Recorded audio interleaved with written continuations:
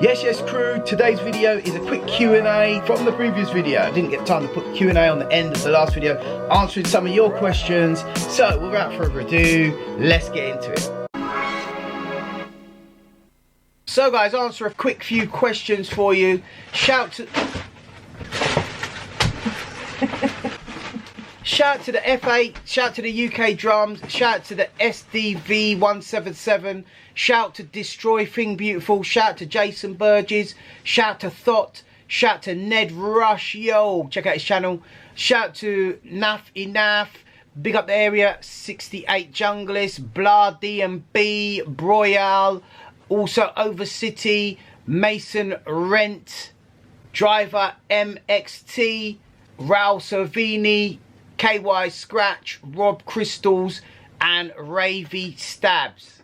So guys, let me do some quick Q&A on here now on the last video. For those of you who just popped in, this video is in response to my previous video which I uploaded, which I highly recommend you check out here, which is the S3000XL versus the Akai S3200.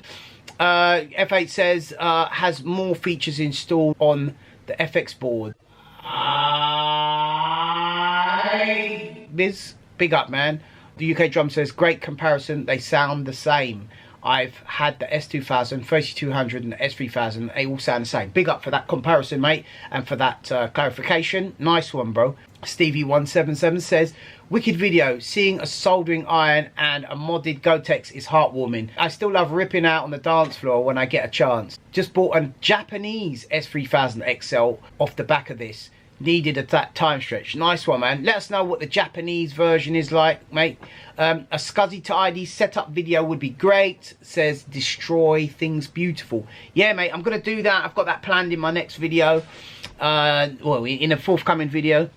Jason Burgess says still kept 2x XL3000s, great machines, wicked man. Do you use them for more outputs I guess? Then Thought said sick busy. I've heard a slight difference, especially the up roll at the end. Super helpful vid. You the best homie. Big up to you bro. Hold that. Ned Rush, nice one Ned. Shout to you again. Check out Ned Rush's channel. Got some really cool Ableton Live stuff on there I believe. And more. We've got to do a collab soon, Ned Rush. Also Naf Enough. Awesome video and tests. As in the previous video, they both sound identical to each other. Nice one bro. Area 68 Junglist says beautiful outfit. I think you were commenting on the t-shirts. I've got a new one here today. Akai S950. Done myself a yellow one. What do you think guys? Says awesome outfit, you look great. Love, cheers. Big up to you mate. Blah D&B says thanks for this video. Are you planning to make some videos about the E4? And yes, I've got the E4 Akai.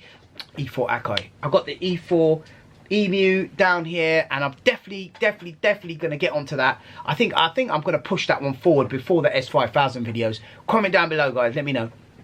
Broyal says laughing me arse off. I can't wait to see your S5000 content. There you go, there's a comment about that. About time you got one bruv. I think I have a spare effects card for the S5000. I'll throw it in for you. That is my man out there. Big up, I just paid the shipping. Yeah, shout out to Broyal26 man for hooking me up with that effects card man. I can't wait to get it for the S5000. Big up to you my friend. Thank you very much for sending that to me with the just for paying the postage man. That was really noble of you to do that. Big up to man like Broyal26 man. Respect. Also Over City 9th Quadrant says such an exceptional video Biz. Yes, big up man to you mate. Big up. Also Mason's Rent says need one of these beside the MPC 3000. Nice one man. What's the MPC 3000 like? Any good? What does it sound like? Is that analog? I haven't checked that machine out fully yet. Broyle says I use my SCSI to SD with my S5000. It works well. He's got a 256 gigabyte card partitioned into 4 drives. That's sick man.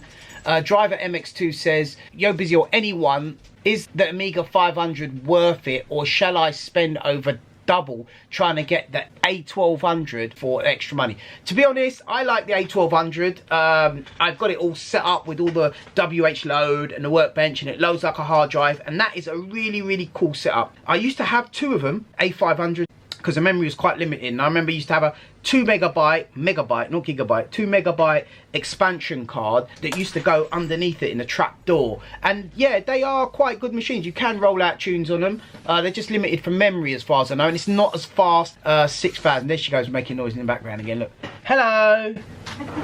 Right, so there you go. Yeah, making this place smell nice and that, you know what I mean? Let's see. Yeah, so yeah, the A5000 is the A5000 the A500 is a good card, man. It's a good machine. Definitely. Flipping hell, that stuff, man. You sure that stuff ain't poison? Damn. Well, I'll just flipping taste it in your mouth. Damn. Yeah. Right. Let's see. Yeah, big up Rail Savini, yes, for that suggestion of this video. Nice one, bro. This one is to you, as I said. KY Scratch says, quality video, big up. Question about the S5000. I fitted the SCSI SD into mine, but used Recycle to send the break programs to the S2000, then open them up in the S5000. Save to WAV and off I go. If I load img.akai into the SCSI, it doesn't read IMG files. No, I don't think it does, to be honest. So if I get an HXC for the S2000, how would I transfer the old image files to be read in the S5000? Oh, I see what you mean. The .img files, bloody hell, man, that thing's horrible. The .img files and the .akai files can be read using a utility, right? I've got a utility on my computer which is called, what is it called? I've got it in my Akai utilities here somewhere. Storage, right, it's in my SkyDrive. I've got an old SkyDrive, right, that I flip in, jacked from an old Sky hard drive unit that we no longer use, Sky TV, nice little 500 gig, and I formatted it and I've just used it to store all my stuff now. So guys, after nearly 1 hour of searching, I finally found it. So yeah, it's called Akai S9 HFE and image sample extractor. And you can use it to get an HFE file or a .img file. And what it'll do is you have two folders, I believe. One folder where you put your image files or your HFE files. You've got an HFE in folder. And in there you put your HFE files.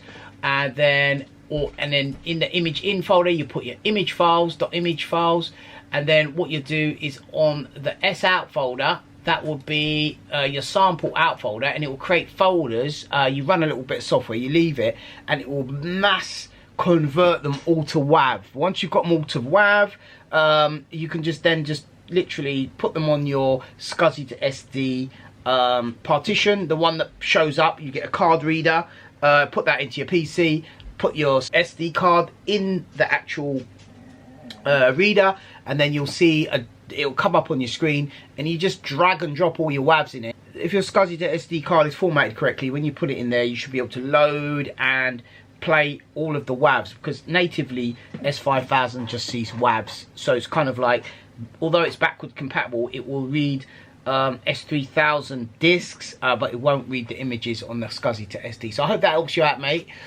So big up for that. Next one, Rob Crystal says, would be better between XL and non-XL. Yeah, I get what you're saying there, mate.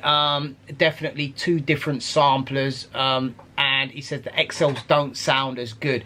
To be honest, I've had both samplers, and I actually like the sound of both of them, to be fair. Maybe if you compare them side by side, you probably definitely would notice something. So you've definitely got a point there.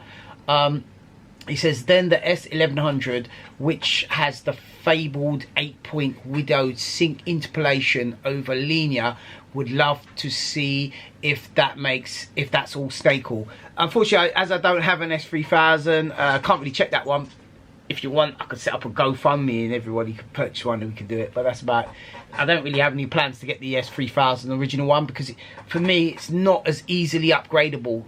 Quite a headache to put an HXC in there, but you could probably use it with SCSI to SD just as fine. For those of you who've actually got one and thinking about using you know, different storage to get rid of floppies.